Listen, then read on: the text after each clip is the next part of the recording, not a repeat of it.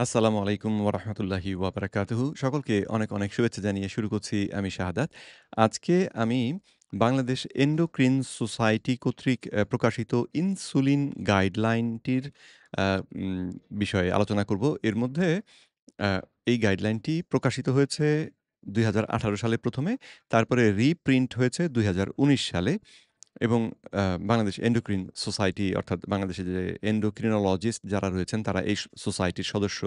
তাদের যৌথ প্রচেষ্টায় এই একটা গাইডলাইন করা হয়েছে। যেই গাইডলাইনটাকে তাহলে সাধারণ চিকিৎসক যারা আ এ ইনসুলিনকে থেরাপি হিসেবে ব্যবহার করবেন, তারা এই গাইডলাইনটি পড়বেন এবং এই গাইডলাইনটি থেকে আ শিক্ষা গ্রহণ করবেন।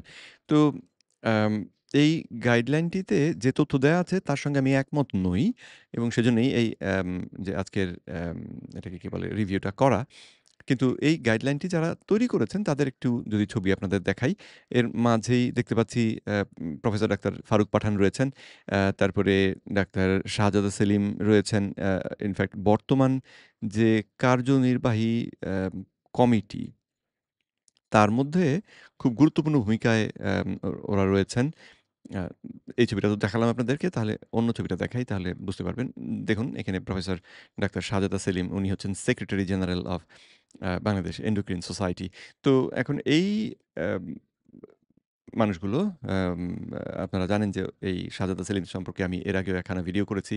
যেই ভিডিওতে কিটোজেনিক ডায়েট সম্পর্কে একেবারে ডাহা মিথ্যে কথা বলার আ কারণে আমি উনাকে খানিকটা আ বাংলা ভাষা ব্যবহার করে আ সম্বোধন করেছি। তো এই লোকগুলোর তৈরি করা গাইডলাইন সেটা সম্পর্কে আমার এমনিতেই শুরুতে একটু সন্দেহ হয় যে এই গাইডলাইনটা আসলে আ যে বাস্তবতাকে আসলে সঠিকভাবে তুলে ধরবে তার সম্ভাবনা কম। তো এবং পড়তে গিয়েও দেখি যে ব্যাপারটা তাই। ঘটনাটা কি হলো বা কি কারণে আমার সেটা মনে হলো চলুন আমি আপনাদেরকে দেখাই। এই গাইডলাইনেরই আমরা একটু নিচের দিকে যাই। গেলে কারা, কারা লিখেছেন, তারপরে কি, কি জিনিস এর মধ্যে রাখা হয়েছে, অনেক কিছু প্রিফেস দেয়া হলো। আম বড়, বড় ডাক্তারদের সব নাম, তারপরে ছোট, ছোট ইগুলো এবং শুরু হলো ১ম সেকশনটা, সেকশন 1 এইখানে উনারা দাবি করেছেন, "ইনসুলিন ইস আ লাইফ সেভিং হরমোন।" এই লাইনটা দেখেই আমি ভাবলাম যে, এই গাইডলাইন তো সর্বনাশা গাইডলাইন। কারণ হচ্ছে এই কথাটি আসলে সঠিক নয়। সঠিক নয় মানে এই অর্থে যে কথাটি সম্পূর্ণ নয়। Insulin is a life-saving hormone when you produce insulin in the right amount. অর্থাৎ ইনসুলিনটা আমাদের জন্য জীবন আম আ রক্ষাকারী একটা হরমোন। যদি আমাদের দেহে এটা সঠিক মাত্রায় উৎপাদিত হয়। তো ওই ২য় কথাটি উনারা উল্লেখ করেননি। তো সে কারণে অ্যাম এটা সম্পর্কে বিভ্রান্তি সৃষ্টি হওয়ার সম্ভাবনা রয়েছে। তো ইনসুলিন যাদের কম তৈরি হয় বা তৈরি হয় না, তাদের আমরা বলি টাইপ 1 ডায়াবেটিক। তাদের টাইপ 1 ডায়াবেটিসটা হয়। আর যাদের ইনসুলিন অতিরিক্ত থাকে দেহের মধ্যে, ইনসুলিন উৎপাদন অতিরিক্ত হয় বা তাদেরকে আমরা বাইরে থেকে ইনসুলিন থেরাপি দেই, তাদের ক্ষেত্রে অন্য সমস্যাটি হয়। তার নাম হচ্ছে টাইপ 2 ডায়াবেটিস। তো আম উনারা শুরুতেই দাবি করলেন যে ইনসুলিনটা লাইফ সেভিং হরমোন এবং এটা যে আসলে দুটো ক্ষেত্র রয়েছে অ্যাম সে কথাটিকে উল্লেখ করলেন না। তো এইরকম কথা বললে আমরা যে ওনাদেরকে ভুল বলেছেন বলতে পারবো তা না। কারণ কথাটা একেবারে যে ভুল তা নয়। কিন্তু এটা সঠিক চিত্রটাও নয়। একজন জুনিয়র এমবিবিএস ডাক্তার যদি এই লাইনটা পড়ে তাহলে তার মাথায় ঢুকবে যে ইনসুলিনের খারাপ কিছু নাই। ইনসুলিন সবসময়ই ভালো। তাই না? তো এরপর এরপরে উনারা introduction শুরু করেছেন। তার একদম ১ম এ যে কি পয়েন্টস যেগুলো অর্থাৎ যে বিষয়গুলো নিয়ে এই সেকশনটাতে আলোচনা করা হয়েছে, তাতে তো উনারা দাবি করেছেন, "Insulin still remains the oldest and arguably the best treatment option for diabetes." Diabetic রোগীদের জন্যে ইনসুলিনটা সবচেয়ে পুরাতন চিকিৎসা এবং সম্ভবত সবথেকে ভালো চিকিৎসা। এটা হচ্ছে ওনাদের দাবি। তো এখানে ডায়াবেটিস যেহেতু বলেছেন তার মানে টাইপ 1 এবং টাইপ 2 ২ ধরনের ডায়াবেটিক রোগীদের কথাই ওনারা এখানে বলছেন। তো টাইপ 1 ডায়াবেটিকদের ক্ষেত্রে এই কথাটি আসলে সঠিক। কারণ তাদের দেহে ইনসুলিন উৎপাদন হয় না। সেজন্য ইনসুলিন মাত্রা মতো না দিলে তারা বাঁচবেন না। কিন্তু তাদেরকেও যদি মাত্রার থেকে বেশি ইনসুলিন দেয়া হয়, সেটা কিন্তু আবার নেতিবাচক প্রভাব ফেলে। তাদের কিছু ক্ষতি করে। মানুষ মোটা বেশি হয় যদি তাদের দেহে ইনসুলিন বেশি থাকে, ইনসুলিন নিঃসরণ বেশি হয়। টাইপ 1 ডায়াবেটিকরাও এই সমস্যায় ভোগেন। তারা আম কতটা ইনসুলিন নিতে হবে অনেক সময় সেটা ঠিক মতন করতে পারেন না। তো ফলে দেখা যায় যে বেশি, বেশি ইনসুলিন প্রায় প্রতিদিনই নিচ্ছেন এবং ধীরে, ধীরে বেলুনের মতন ফুলতে শুরু করেন। তো টাইপ 2 ডায়াবেটিকদের দেহে যেহেতু এমনিতেই ইনসুলিন বেশি থাকে, সুতরাং তাদেরকে আরো ইনসুলিন দিলে ফলাফলটা যে আরো খারাপ হবে সেটা তো বুঝতেই পারছেন। সঙ্গে উনারা ২য় কি পয়েন্টে বলেছেন, "Early initiation of insulin in the course of diabetes has many beneficial effects." তো এই কথাটারও অর্থ যেটা দাঁড়ালো সেটা হচ্ছে যে ডায়াবেটিস রোগটা ধরা পড়ার স পর যত দ্রুত সম্ভব ইনসুলিন ভিত্তিক চিকিৎসা যদি দেয়া যায়, তাহলে তার অনেক উপকার রয়েছে। তো আ এই দুটো কথাই আসলে আ আমি আমার শিক্ষামতে আম ভুল বলে বিশ্বাস করি। এখন এই জায়গাতেই প্রশ্ন আসবে, আমি কে? আমার কথার গুরুত্ব কি? তো আমি আমার পরিচয়টা একটু দেই আপনাদের সামনে। আমার নাম মোহাম্মদ শাহাদাত হোসেন এবং আ আমি ২০২০ সালে আমেরিকান নিউট্রিশন অ্যাসোসিয়েশন থেকে অ্যাডভান্সড কিটোজেনিক নিউট্রিশন ট্রেনিংটি সম্পন্ন করি এবং এই আম কোর্স করার পরেও এই বিষয়তে আমি লেখাপড়া করতে থাকি বা এই যে স্বাস্থ্য সম্পর্কিত এই বিষয়গুলো সম্পর্কে বিশেষ করে টাইপ 2 ডায়াবেটিস রোগটি সম্পর্কে আমি এ আগ্রহী। তার কারণ হচ্ছে বাংলাদেশ থেকে টাইপ 2 ডায়াবেটিসটিকে নির্মূল করে দেওয়াটা আমার একটা স্বপ্ন এবং সেই স্বপ্ন বাস্তবায়নের জন্যে আমি কাজ করে চলেছি। তো গেল আমার পরিচয়। তো আম এই যে দেখালাম, আম গাইডলাইনটা দেখালাম, ইনসুলিন গাইডলাইন। তার এই দুটো কথা যেটাকে সবচেয়ে গুরুত্বপূর্ণ কথা হিসেবে তারা উল্লেখ করেছেন এবং উপরে যে হেডিং যেটা দিয়েছেন, এই ৩ টে কথার সঙ্গেই আমি আসলে পুরোপুরি একমত নই। ১ম কথাটার সঙ্গে আংশিক একমত কারণ এটা পুরো চিত্রটা দেখাচ্ছে না। আর ৩য় যে কথা দুটো এই যে কি পয়েন্ট হিসেবে যারা দিয়েছেন, এই দুটো আসলে অ্যাম সঠিক নয় বলে আমি দাবি করি। তো আম এই গাইডলাইনটি পড়ার পরে আমার তখন মনে হলো যে তাহলে এই গাইডলাইনটি যারা লিখেছেন, বাংলাদেশ এন্ডোক্রিন সোসাইটি, তাদের কাছে এ বিষয়ে আমি কেন একটা অভিযোগ পাঠাই না? তো সেটাই লিখতে শুরু করেছিলাম। তো কিন্তু যখন ভেবে দেখলাম যে এই এন্ডোক্রিন সোসাইটির মাথা হিসেবে যারা আছেন, তারা হচ্ছেন এই যে যেমন ফারুক পাঠানের মতন প্রফেসর বা শাহজাদা সেলিম বা এই জাতীয় লোকগুলো, তাদের কাছ থেকে আমি চিঠি দিয়ে যে স সুবিচার পাবো, তারা যে আসলে আমার কনসার্নটাকে যথাযথভাবে বিচার করতে পারবেন, আমি সেটা বিশ্বাস করি না। তার কারণ হচ্ছে ওনাদের অ্যাম যেহেতু উনারা ইনসুলিনকে অত্যন্ত উপকারী মনে করেন, তার মানে ইনসুলিনের পক্ষে উনাদের একটা মনোভাব রয়েছে। আর আমি এখানে দাবি করছি ইনসুলিনটা অত উপকারী না। তো তখন উনারা চেষ্টা করবেন প্রমাণ করে দেখাতে যে উনাদের কথাটাই আসলে ঠিক।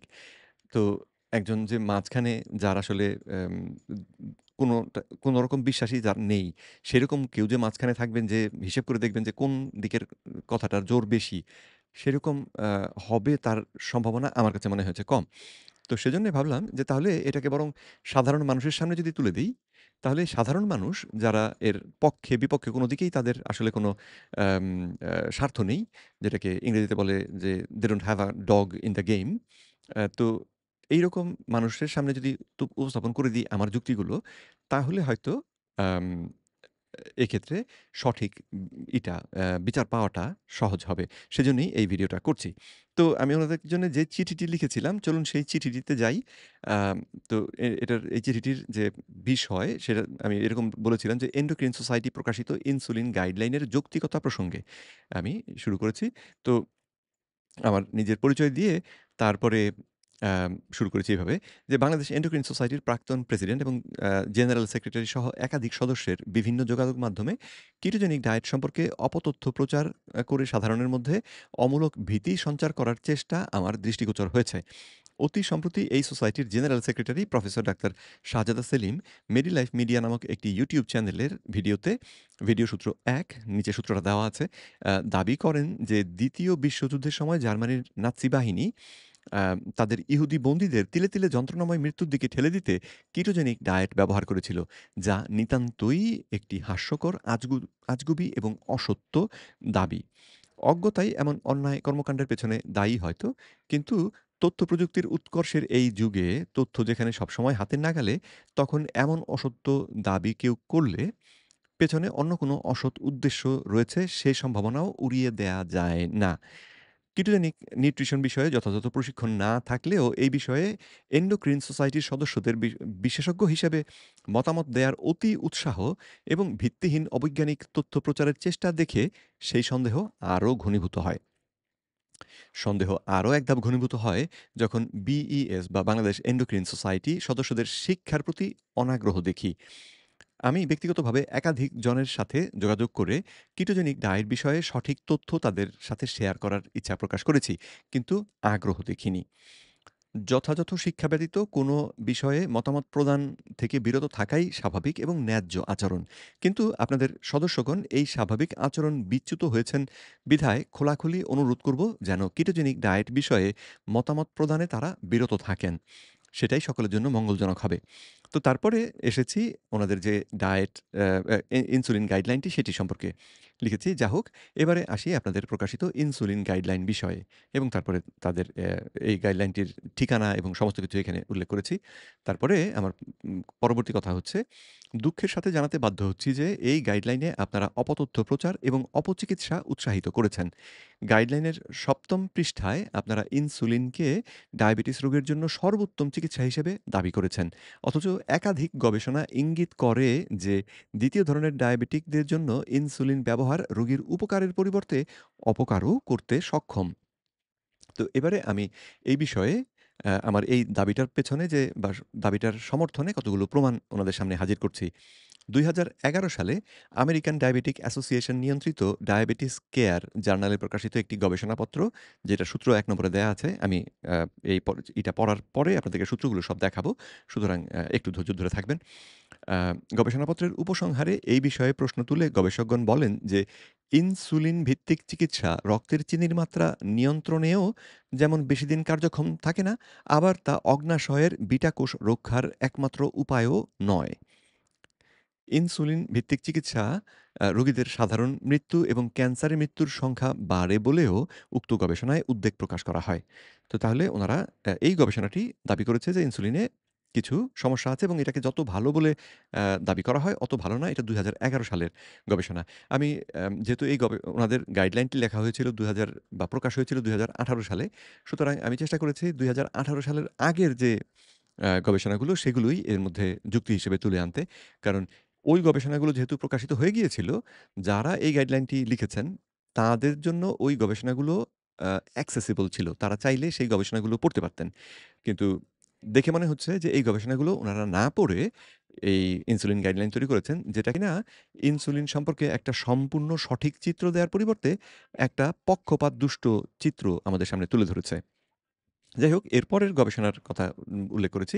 ২০০৯ সালে আমেরিকান ডায়াবেটিক অ্যাসোসিয়েশন নিয়ন্ত্রিত ডায়াবেটিক কেয়ার জার্নালে প্রকাশিত আরেকটি গবেষণার, যেটা সূত্র ২ নম্বরে আছে।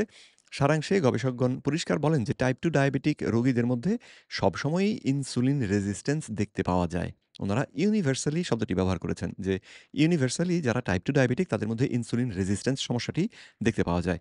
তো এখন এই কথাটি এখানে উল্লেখ করেছি তার কারণ হচ্ছে এরপরে ইনসুলিন রেজিস্ট্যান্সটা খারাপ হওয়াটা যে আসলে ভালো নয় এবং ইনসুলিন ব্যবহার যে ইনসুলিন রেজিস্ট্যান্সকে আরো খারাপ করে, এই যুক্তিটা আমি আপনাদের সামনে উপস্থাপন করব। তাতে আমি এই দুটো যুক্তি ব্যবহার করে যেটা যাওয়ার চেষ্টা করছি সেটা হচ্ছে যে টাইপ 2 ডায়াবেটিক রোগীদেরকে ইনসুলিন দিয়ে চিকিৎসা করাটা আসলে তাহলে উপকারী হচ্ছে না।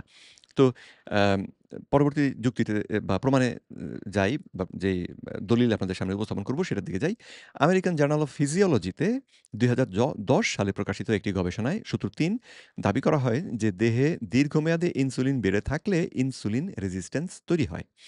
ইঁদুরের উপর করা একটি গবেষণার বরাত দিয়ে এতে বলা হয় যে দীর্ঘ সময় কার্যক্রম ডেটিমির ইনসুলিন ব্যবহার পরে, ডেটিমিরটা হচ্ছে একটা ইনসুলিনের ব্র্যান্ডের নাম। তো ডেটিমির ইনসুলিন ব্যবহারের পরে ইঁদুরের দেহের ইনসুলিন রেজিস্ট্যান্স আরো খারাপ হতে দেখা গেছে। উপসংহারে তারা দাবি করেন যে ইনসুলিন ব্যবহারই ইনসুলিন রেজিস্ট্যান্স এবং এর সাথে সম্পৃক্ত অসুখগুলির সরাসরি কারণ এবং তাই ইনসুলিন মাত্রা কমাতে পারলেই এই অসুখগুলো থেকে নিরাপদ থাকা সম্ভব। একাধিক গবেষণার বরাত দিয়ে তারা এই দাবিও করেন যে দেহের ইনসুলিনের মাত্রা কমাতে পারলে রক্তনালীতে চর্বি জমা বা অ্যাথেরোস্ক্লেরোসিস থেমে যায় এবং এমনকি চর্বি ক্ষয়ে চর্বি ক্ষয়ে রক্তনালী বাধামুক্ত হয়। অর্থাৎ এই যে অ্যাথেরোস্ক্লেরোসিস যেটা নিয়ে আমরা খুব দুশ্চিন্তা করি, রক্তনালীতে প্লাক জমে যাওয়া। যদি ইনসুলিন কমিয়ে রাখা যায়, তাহলে সেটা বরং ক্ষয়ে যায়, এরকম দাবিও তারা করেছেন। যা এই গবেষণায় প্রাপ্ত তথ্যের সাথে মিল রয়েছে। আচ্ছা, তো তাহলে ইনসুলিন রেজিস্ট্যান্স ইনসুলিন ব্যবহার করলে বাড়ে এবং অতিরিক্ত ইনসুলিন ব্যবহারের সঙ্গে অন্যান্য যে ক্ষতিকর দিকগুলো এবং ইনসুলিন ব্যবহার কমিয়ে দিলে যে উপকার হতে দেখা গিয়েছে, সেটা আমি আপনাদের সামনে উল্লেখ করলাম। আ তারপরে ২০১০ সালে প্রকাশিত ডায়াবেটিস, ওবেসিটি অ্যান্ড মেটাবলিজম জার্নালে প্রকাশিত আরো একটি গবেষণা সূত্র ৪ দাবি করে যে ধাপে, ধাপে ইনসুলিনের মাত্রা বৃদ্ধির সাথে মৃত্যু সংখ্যা বাড়তে দেখেছেন গবেষকগণ। যেই রোগীরা বেশি ইনসুলিন ব্যবহার করছে, মানে যে যত বেশি ইনসুলিন ব্যবহার করছে, সেই মানুষগুলোর মধ্যে তত বেশি মৃত্যুর ঝুঁকি দেখা যাচ্ছে। তাহলে ইনসুলিন খুব যে উপকারী, চিকিৎসার জন্য বেস্ট, এই দাবি করাটা কি আসলে আর সঠিক? যাই হোক, আমরা শেষ করি। প্রমাণ আসলে অনেকগুলো এখনো বাকি রয়েছে। ধাপে, ধাপে ইনসুলিন ব্যবহার মাত্রা বৃদ্ধির সাথে, সাথে মৃত্যুর সংখ্যা বৃদ্ধি। এই গবেষণার উপসংহার বিশেষভাবে উল্লিখিত হবার দাবিদার। অর্থাৎ ধাপে, ধাপে ইনসুলিন ব্যবহার মাত্রা বৃদ্ধির সাথে, সাথে, সাথে মৃত্যুর সংখ্যা বৃদ্ধি হয়। এই কথাটি এই গবেষণা দাবি করেছে। ২০১৪ সালে ডায়াবেটিস অ্যান্ড মেটাবলিজম জার্নালে এম. হেনফেল্ড কর্তৃক প্রকাশিত পর্যালোচনামূলক রচনা, যেটা ৫ নম্বরে আমি লিঙ্ক দিয়েছি, যদিও ডায়াবেটিস ধরা পড়ার সাথে সাথেই ইনসুলিন ব্যবহারের পক্ষে যুক্তি দেখিয়েছে, এই পর্যালোচনাটিকে খানিকটা সন্দেহের দৃষ্টিতে দেখার অবকাশ আছে। কারণ লেখক, এই যে ভদ্রলোকের নাম একটু উল্লেখ করলাম, একাধিক ফার্মাসিউটিক্যাল কোম্পানি হতে আর্থিক সুবিধাভোগী হিসেবে সম্পৃক্ত ছিলেন। এছাড়াও আম যে মেটা অ্যানালিসিসের উপর ভিত্তি করে পর্যালোচনাটি করা হয়, সেখানে অন্তর্ভুক্ত গবেষণাগুলোর উপসংহারের মধ্যে বিভিন্নতা ছিল এবং মেটা অ্যানালিসিসের আ মাধ্যমে গড় করলেই সেখান থেকে বাস্তব চিত্র ফুটে ওঠে, এই দাবি করা যায় না। তো ওনারা এই ওনাদের যে গাইডলাইনটা, সেই গাইডলাইনের মধ্যে এই পেপারটাকে একটি উৎস হিসেবে ব্যবহার করেছেন। এই গাইডলাইনটি বা এই পেপারটি খানিকটা দাবি করেছে যে আগে, আগে ইনসুলিন যদি দেওয়া যায়, তাহলে ভালো ফল পাওয়া যায়। এটা এই গবেষণা থেকে, কিন্তু এর সমস্যাগুলো সম্পর্কে আমি আপনাদেরকে খানিকটা বললাম। তারপরে ২০১৫ সালে অ্যাথেরোস্ক্লেরোসিস জার্নালে প্রকাশিত পর্যবেক্ষণ ভিত্তিক একটি গবেষণা, সূত্র ৬, ফলাফলের উপর ভিত্তি করে গবেষকগণ ইনসুলিন ব্যবহারের সাথে হৃদরোগজনিত মৃত্যুর হার নিবিড়ভাবে সমানুপাতিক হারে বাড়তে দেখেছেন বলে দাবি করেছেন। অর্থাৎ ইনসুলিন আ যত বেশি ব্যবহার করা হচ্ছে, তত হৃদরোগজনিত কারণে মৃত্যুর সংখ্যা বাড়ছে। এইরকম একটা সম্পর্ক এই গবেষণায়, ২০১৫ সালে প্রকাশিত গবেষণায় তারা দেখেছেন। ২০১৫ সালে ডায়াবেটিস, ওবেসিটি এবং মেটাবলিজম জার্নালে প্রকাশিত আরেকটি পর্যবেক্ষণ ভিত্তিক গবেষণাও, সূত্র ৭, ইনসুলিন ব্যবহার বাড়ানোর সাথে, সাথে উল্লেখযোগ্য মাত্রায় মৃত্যুর হার, হৃদরোগজনিত দুর্ঘটনা এবং ক্যান্সারের হার আনুপাতিক হারে বাড়তে দেখা গেছে বলে দাবি করে। তো তাহলে কোনটাই ভালো খবর যে তা না। তবে আমি যেহেতু এখানে আসলে ইনসুলিন ব্যবহারের ক্ষতির দিকটাই আপনাদের সামনে তুলে ধরার চেষ্টা করছি, সুতরাং এক্ষেত্রে আমি যে প্রমাণগুলো দিচ্ছি, সেগুলো অবশ্যই সেই দিকেরই বেশি হবে। ২০১৫ সালে অ্যাথেরোস্ক্লেরোসিস জার্নালে প্রকাশিত একটি বিশেষজ্ঞ মতামতে, অর্থাৎ এক্সপার্ট অপিনিয়ন বলা হয়। মতামতে, যেটা সূত্র আমি এখানে দিয়ে দিয়েছি, গবেষকগণ ইনসুলিন চিকিৎসাকে একটি জীবননাশী পথের অংশ হতে পারে বলে প্রশ্ন তোলেন।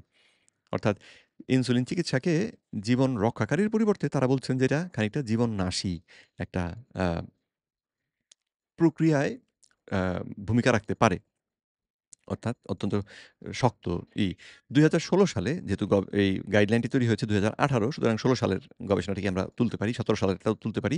২০১৬ সালে বিএমসি এন্ডোক্রিন ডিসঅর্ডার জার্নালে চিকিৎসা হিসেবে ইনসুলিন ব্যবহার বিষয়ে ১৯৫০ থেকে ২০১৩ সালের মধ্যে সম্পাদিত ২০ টি পক্ষপাতমুক্ত নিয়ন্ত্রিত গবেষণা, আরসিটি সংক্ষেপে ইংরেজিতে যেটাকে বলা হয়, randomized control trial, গবেষণা নিয়ে একটি মেটা অ্যানালিসিস, সূত্র ৮ এর ১, প্রকাশ করা হয়, যেখানে দীর্ঘমেয়াদে ইনসুলিন চিকিৎসা কার্যকরী নয় বলে দেখা যায়। ওজন বৃদ্ধি এবং হাইপোগ্লাইসেমিয়ার ঝুঁকি থাকে বলে অন্য চিকিৎসার তুলনায় ইনসুলিন ব্যবহার আরও নিরুৎসাহিত করেন এই গবেষকরা। উপসংহারে গবেষকগণ বলেন, "There is no significant evidence of long-term efficacy of insulin on any clinical outcome in T2D. However, there is a trend to clinically harmful adverse effects such as hypoglycemia and weight gain." ২০১৭ সালে prognosis in cardiovascular disease জার্নালে প্রকাশিত পর্যালোচনাধর্মী গবেষণায় সূত্র number ৯ গবেষকগণ insulin ব্যবহারের ফলে সৃষ্ট অনেকগুলো জটিলতার কথা উল্লেখ করে এর ব্যবহার নিরুৎসাহিত করেন এবং বলেন, "This over-insulinization with use of injected insulin predisposes to inflammation, atherosclerosis, hypertension, dyslipidemia, heart failure, and arrhythmias. These associations support the finding of large-scale evolutions that strongly suggest that insulin therapy has poorer short and long-term safety profile than that found to many other anti-type 2 diabetic therapies." তো ২০১৭ সালের এই গবেষণাটিও insulin ব্যবহারের বেশ শক্ত রকমভাবেই বিরোধী। তো এরপরে আমি উপসংহার টেনেছি কারণ ২০১৭ সাল পর্যন্ত আমি থেমেছি। কারণ ২০১৭ সালের পর্যন্ত করা যে গবেষণাগুলো সেগুলো তারা পড়ে তারপরে ২০১৮ সালে গাইডলাইনটি তৈরি করেছেন। এটা তো যৌক্তিকভাবে আমরা আশা করতে পারি, তাই না? তো এবারে আমার কথা হচ্ছে, উপরিল্লিখিত গবেষণাগুলোর পর্যালোচনার ভিত্তিতে চিকিৎসার জন্য ইনসুলিনকে ব্যবহার করার ক্ষেত্রে একজন চিকিৎসক হয়তো জরুরি ব আম আ জরুরি প্রয়োজনে অতি স্বল্প সময়ের জন্য তা ব্যবহার করার কথা চিন্তা করতে পারেন। কিন্তু ইনসুলিনকে দীর্ঘমেয়াদে সবচেয়ে ভালো চিকিৎসা হিসেবে দাবি করা বিজ্ঞান সমর্থিত নয়। আমি অনেকগুলো প্রমাণ সেক্ষেত্রে হাজির করলাম এবং সন্দেহজনক অতি উৎসাহের প্রকাশ বলেই আমি মনে করি। অর্থাৎ এন্ডোক্রিন সোসাইটি ইনসুলিনের ব্যবহারটাকে একেবারে যেন খুব বেশি অ্যা আগ্রহ করে বাড়িয়ে দেওয়ার চেষ্টা করেছে। অ্যা আমি ভাবছি কারণটা কি? একটা কারণ হতেই পারে যে এন্ডোক্রিন সোসাইটির এই লোকেরা ফার্মাসিউটিক্যাল কোম্পানির কাছ থেকে হয়তো গোপনে, গোপনে পয়সা খায় বা এরকম কিছু। কারণ গবেষণার ভিত্তিতে যেটা আমরা দেখতে পাচ্ছি যে কেউ দাবি করেছেন যে এটা উপকার হয় কিন্তু অনেকেই আবার দাবি করেছেন যে এটা উপকার হয় না। সুতরাং গাইডলাইন লেখার সময় এই দুটো চিত্রই বিবেচনা করে একটা মধ্যপথ অনুসরণ করা উচিত ছিল। সেখানে কথাটা বলা উচিত ছিল যে এটা সাবধানে ব্যবহার করতে হবে। তা না করে তারা যখন বলছেন যে এটা খুব ভালো, এটা আগে, আগে ব্যবহার করলেই ভালো, অথচ গবেষণা বলছে এটা ব্যবহার করলে ক্ষতি। তাহলে কারণটা কি? কারণটা কি? তাই না? তো আশা করি এই দাবি এখন দিবালোকের মতন পরিষ্কার যে ২০১৮ সালে প্রকাশ করা আপনাদের এই গাইডলাইন বিজ্ঞানকে সঠিকভাবে উপস্থাপন করেনি। শুধু তাই নয় বরং পুনঃমুদ্রণের সময় পরিবর্ধনের সুযোগও যথাযথভাবে ব্যবহার করেনি। যা সম্পর্কে নিচে আলোকপাত করা হলো।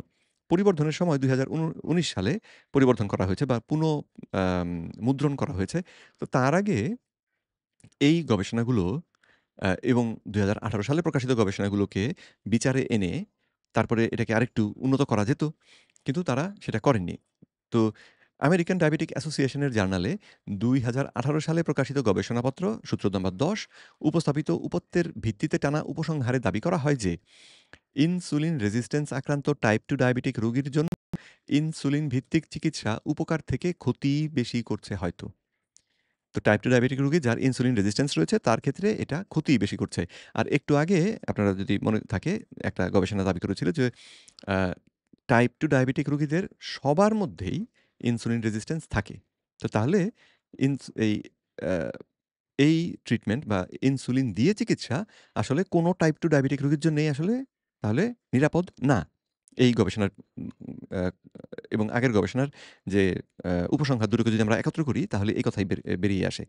এই আলোকে ২০১৯ সালে আপনাদের ইনসুলিন গাইডলাইন পুনঃমুদ্রণের সময় এই তথ্যের প্রতিফলন হওয়া উচিত ছিল। কিন্তু গাইডলাইনের ভাষায় কোনো পরিবর্তন হয়নি। আ হিপোক্রেটাস প্রতিজ্ঞা বা হিপোক্রেটাস কি যেন বলে? আ ওথ যেটা ডাক্তারদেরকে এই ওথটি নিতে হয়। যেটার মূল কথা হচ্ছে যে রোগীর ক্ষতি যেন কিছুতে না হয়। ফার্স্ট ডু নো হার্ম এটাকে বলা হয় হিপোক্রেটাস ওথ। তো যেখানে মূল কথাটা হচ্ছে এমন কিছু করা যাবে না যাতে রোগীর ক্ষতি হতে পারে। রোগীর ক্ষতির সম্ভাবনা দেখলেই সেখানে চিকিৎসকের সাংঘাতিক সাবধান হতে হবে।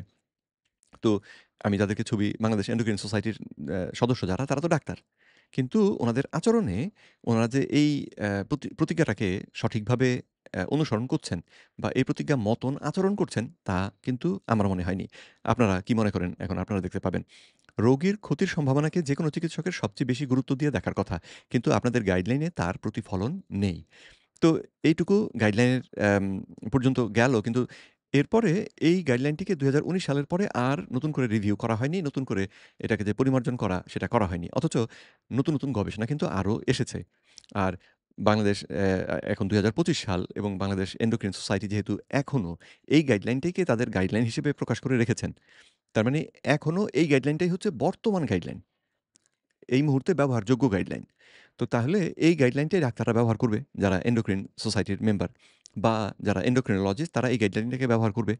করলে তারা ২০১৫ সাল বা ১৬ সাল অবধি যে তথ্য, সেই তথ্যের ভিত্তিতে একটা সে তথ্যের ভিত্তিতে ঠিক তাও নয়, সেসব তথ্যের একটা অংশের ভিত্তিতে তৈরি করা একটা ভুল চিত্র তাদের সামনে পাবেন। তারা সেই ভুলটাকে বিশ্বাস করবেন। তারা মনে করবেন ইনসুলিন চিকিৎসাটা সবথেকে ভালো চিকিৎসা টাইপ 2 ডায়াবেটিক রোগীর জন্যে, যেটা কিনা সত্য কথা না। তো যাই হোক সেজন্যে এই বিষয়ে পরবর্তী যে গবেষণাগুলো এসেছে, আমি সেগুলোকে এখানে উল্লেখ করছি। এবং তাদেরকে এই বিষয়ে আ খানিকটা দায়ী করছি যে আপনারা আসলে সঠিক কাজটি করলেন না।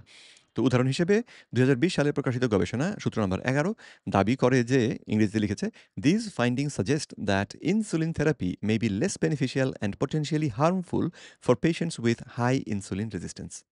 তারা বলেছেন যে হাই ইনসুলিন রেজিস্ট্যান্স যাদের রয়েছে, তাদের ক্ষেত্রে ইনসুলিন ব্যবহার করাটা আসলে উপকারী নয় এবং হয়তো সম্ভবত ক্ষতিকর। এই কথাটি এই গবেষণায় তারা দাবি করেছেন। অর্থাৎ ইনসুলিন রেজিস্ট্যান্স আছে এমন ২য় ধরনের ডায়াবেটিস রোগীদের ক্ষেত্রে, যেটা কিনা সবারই থাকে, ইনসুলিন ব্যবহারের চিকিৎসা সম্ভবত ক্ষতিকর। একটু আগেই আমরা জেনেছি যে ২য় ধরনের ডায়াবেটিক রোগীদের সকলেরই ইনসুলিন রেজিস্ট্যান্স থাকে বিধায় তাদের জন্য ইনসুলিন থেরাপি তাহলে উপকারী নয় এই গবেষণা মতে এবং এর আগের গবেষণাটি মতেও।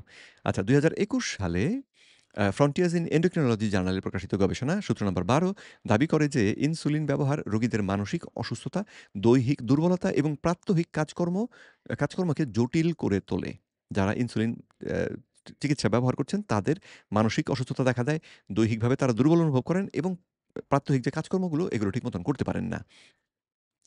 ২০২১ সালে প্র আ কার্ডিওভাস্কুলার ডায়াবেটোলজি জার্নালে প্রকাশিত একটি গবেষণা সূত্র ১৩ আ গবেষকগণ নিম্নোক্ত দাবিটি করেন।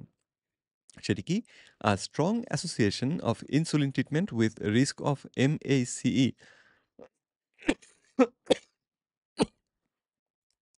মাফ করবেন, একটু শুকনো কাশি এসেছিল। আর রোজার মাস তা পানিও খেতে পাচ্ছি না। তো সেজন্য মাঝখানে একটু থামতে হয়েছিল। তো যাই হোক আমরা আবার এখান থেকে শুরু করি। অ্যাম যেই গবেষণাটির কথা পড়ছিলাম। ২০২১ সালে কার্ডিওভাস্কুলার ডায়াবেটোলজি জার্নালে প্রকাশিত একটি গবেষণা সূত্র নাম্বার ১৩ গবেষকগণ নিম্নোক্ত দাবিটি করেন। তারা বলেন, quote, a strong association of insulin treatment with risk of MACE persisted after adjustments for other characteristics associated with MACE. MACE হচ্ছে ওই যে হৃদরোগ যেটাকে বলি আমরা। আম তো হৃদরোগের সঙ্গে উনারা দেখেছেন যে ইনসুলিন হরমোন যারা ব্যবহার করছেন, ইনসুলিন থেরাপি যারা ব্যবহার করছেন, তাদের মধ্যে এই হৃদরোগের ঘটনা বেশি দেখা যায় এবং ওনারা অন্য আর কোনো কারণে এটা হতে পারে কিনা সেই সমস্ত বিচার বিশ্লেষণ করেও দেখেছেন যে সবথেকে শক্তিশালী আম আ নির্দেশক হচ্ছে ইনসুলিন ব্যবহার করলে আপনার হৃদরোগ হওয়ার সম্ভাবনা সবথেকে বেশি। তো আ এই সমস্ত প্রমাণগুলো দেখলে ইনসুলিন ব্যবহারের সময় যে কেউই ১০ বার চিন্তা করবেন, তাই না? অথচ আমাদের দেশের রোগীদেরকে তো বটেই, এমনকি ডাক্তারদেরকেও এমনভাবে বলা হচ্ছে যে ইনসুলিনটা খুব ভালো, খুব ভালো, খুব ভালো। প্রতিটা ডাক্তারের পক্ষে এই এতগুলো গবেষণা খুঁজে, খুঁজে বার করে এবং এগুলি সব নয়। আমি তো মাত্র ৩ দিন সময় নিয়ে এই গবেষণাগুলোকে খুঁজে বার করেছি। কিন্তু একজন আ গবেষক যদি সময় নিয়ে বসেন, তিনি হয়তো আরো ৩০ টা খুঁজে বার করতেন। তো এই গবেষণাগুলোর ভিত্তিতে ইনসুলিনটাকে একেবারে চোখ বন্ধ করে এটার মতন ভালো ঔষধ হয় না, এই দাবি করাটা বোকামি না? আচ্ছা, তো সেই প্রেক্ষাপটে আমি তাদের জন্য লিখেছি, বাংলাদেশ এন্ডোক্রিন সোসাইটির ইনসুলিন গাইডলাইন এমন একটি বিষয়ে নির্দেশনা দেয়া হয়েছে গাইডলাইনে এমন একটি বিষয়ে নির্দেশনা দেয়া হয়েছে, যা সম্পর্কে বিজ্ঞানীদের মধ্যে বিতর্ক এখনো চলমান। গবেষণায় পরস্পর বিরোধী ফলাফল পেয়েছেন তারা এবং তাই আলোচনা চলমান এমন একটি বিষয়ে গাইডলাইন প্রকাশ করে বছরের পর বছর ধরে নবায়ন বা পরিবর্ধন না করে সেটিকে সঠিক বলে সাধারণের সামনে উপস্থাপন করা বা দাবি করা বিজ্ঞানকে উপস্থাপনের নামান্তর। অর্থাৎ বিজ্ঞানটাকে এখানে সঠিকভাবে উপস্থাপন করা হচ্ছে না। এই আচরণ বাংলাদেশ এন্ডোক্রিন সোসাইটির জ্ঞানহীনতার পরিচায়ক। তো এই পত্রে আমি আপনাদের আচ্ছা এই কথাটুকু আসলে প্রযোজ্য নয়। ১ম এ আমি ভেবেছিলাম যে যেহেতু এই শুরুতে যেটা আপনাদের ব্যাখ্যা করলেন যে এই এন্ডোক্রাইন সোসাইটিতে যারা রয়েছেন তাদের অনেকেই অনেকের বিরুদ্ধেই আমি কথা বলেছি। ডাক্তার শাহজাদা সেলিম আমাকে উনার পেইজে ব্লক করে দিয়েছেন। তো তাতে স্বাভাবিকভাবেই আমি ধরে নিতে পারি যে আমার ইমেইল পেলে উনারা এটাকে হয় অগ্রাহ্য করবেন অথবা যত যথাযথ গুরুত্ব দিয়ে বি বিচার করবেন না। একটা যে আ বস্তুনিষ্ঠ দৃষ্টিকোণ থেকে বিচার করা সেটা করবেন না। তো সেজন্যে আমি তখন ভেবেছিলাম যে আ বিভিন্ন সংবাদপত্র থেকে কয়েকজন সাংবাদিককে এর মধ্যে যুক্ত করব। আ আমার দেশ বা এরকম নামি-দামি যে পত্রিকাগুলো রয়েছে তাদের সাংবাদিকদেরকে এর সঙ্গে সম্পৃক্ত করব। যাতে করে সাংবাদিকরা মাঝখানে রেফারির মতন কাজ করতে পারেন। উনারা যেন ২ পক্ষের প্রমাণকেই আম দেখে ঠিক মতন বিচার করে তারপরে সিদ্ধান্ত দিতে পারেন। তো যাই হোক পরে শেষ পর্যন্ত সেইটা আর করিনি। কারণ তার থেকে মনে হলো যে সাধারণ মানুষের সামনেই আমি যদি তথ্যটা প্রচার করে দিই যে এইটাই হচ্ছে আমার আম গবেষণায় আমি এই পেয়েছি এবং আ তাদের কাছ থেকে যেহেতু আমি সুবিচার আশা করতে পারছি না, সেই কারণে আ সকলেরই এই বিষয়গুলো সম্পর্কে একটু ওয়াকিবহাল হওয়া দরকার। তো সেই বিবেচনায় আমি এটাকে সাধারণের সামনে খোলাখুলি আজকে প্রচার করলাম।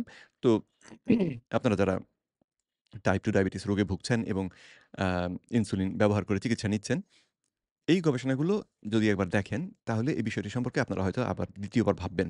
অনেকেই ইনসুলিন চিকিৎসা নিয়ে মনে করেন যে, ইনসুলিন নেব আর যেমন খুশি চলবো, আমার ডায়াবেটিস তো নিয়ন্ত্রণে থাকবে। কিন্তু আপনি বোধহয় সাংঘাতিক বা মারাত্মক একটি ভুল করছেন। কারণ টাইপ 2 ডায়াবেটিসের রক্তে চিনির মাত্রা নিয়ন্ত্রণ করাটা ২ টো সমস্যার ছোট সমস্যা সেটা। বড় সমস্যা কোনটা? রক্তে অতিরিক্ত ইনসুলিন থাকা। অতিরিক্ত ইনসুলিন যার দেহে রয়েছে তাকে আরো ইনসুলিন দিলে ফলাফল ভালো হবে না।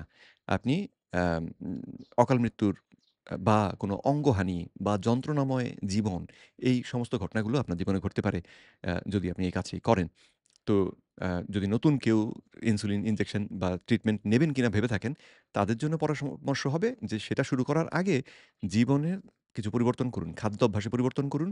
শর্করা জাতীয় খাবারগুলো খাওয়া যদি বাদ দিতে পারেন, তাহলে আপনার ইনসুলিন বা অন্য যে রক্তের চিনির মাত্রা নিয়ন্ত্রণের ড্রাগ, সেগুলো খেতেই হবে না। কারণ আমরা শর্করা খেয়ে রক্তে চিনি বাড়াই, তারপরে ঔষধ খেয়ে সেই চিনিটাকে আবার কমাই। আহাম্মকি না? আপনারা যারা এই কাজ করছেন, যারা এই ঔষধ খেয়ে রক্তে চিনির মাত্রা নিয়ন্ত্রণ করছেন, তারা সকলেই কিন্তু এই আহাম্মকিটা করছেন। হ্যাঁ, আপনাদেরকেও খানিকটা আহাম্মকি হিসেবে দেখিয়ে দিলাম। কি জানি কতজনের সেটা পছন্দ হবে। কিন্তু সাংঘাতিক বোকামি হচ্ছে এবং এই বোকামিতে আপনার আয়ু কমে যাচ্ছে। আপনার বিভিন্ন অঙ্গ-প্রত্যঙ্গ নষ্ট হয়ে যাচ্ছে। আশা করি গুরুত্বটি আপনারা বুঝবেন। যাই হোক আজকে এইখানেই শেষ করি। পরবর্তী ভিডিওতে আবার দেখা হবে আশা রেখে বিদায় নিচ্ছি। আসসালামু আলাইকুম।